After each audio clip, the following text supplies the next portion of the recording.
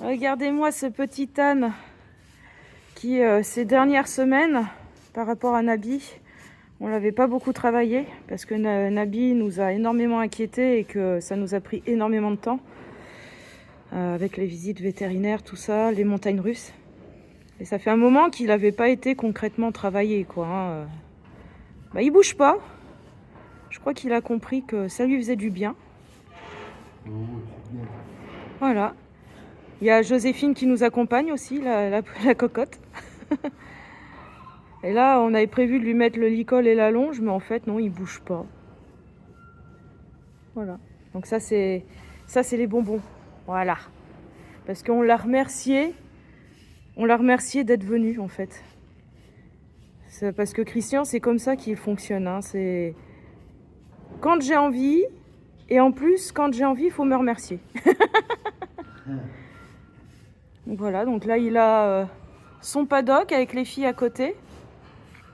Comme ça, il a quand même des voisins. Et il a tout ça comme abri. Parce qu'en ce moment, entre le vent, entre le gel, le froid, la pluie, tout ça, on lui a fait un petit abri provisoire pour qu'il soit bien. Parce que je rappelle que Christian n'est pas castré. Il n'est pas castré, donc on ne peut pas le mettre avec nos juments pour l'instant. On avait prévu de le castrer l'année dernière, mais il a développé une phobie du transport. Et du coup, on n'a pas voulu forcer en fait avec lui. On l'a pas forcé à monter dans le van parce que on l'aura emmené complètement stressé à la clinique et ça aurait pas été bon pour son opération, hein, parce qu'une castration, on endort l'animal.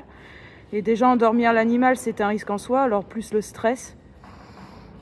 Donc j'en ai parlé avec mes vétérinaires, mais bon, pour l'instant, vu ce qui s'est passé avec Nana, on a déjà une grosse facture à payer, donc on va pas pouvoir le castrer lui de suite parce que tout travail mérite salaire, hein, et mes vétérinaires, il faut que je les paye. Hein. Donc du coup, sa castration se fera sans doute fin 2026. Et du coup, si jamais avec le transport, il a toujours du mal, malgré les leçons que je vais prendre avec une éducatrice que je voudrais contacter là. Et pareil, l'éducatrice, faut la payer, hein, donc pour l'instant, c'est un petit peu en stand-by aussi. Mais quand je pourrais contacter l'éducatrice pour lui, qui soit spécialisée dans les ânes, parce que les ânes, c'est très différent des chevaux, hein, faut pas croire. Hein.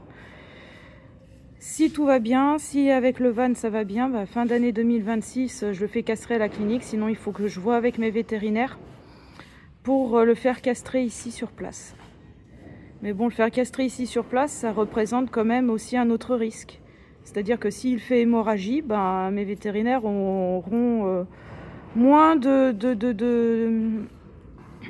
manœuvres en fait pour endiguer l'hémorragie.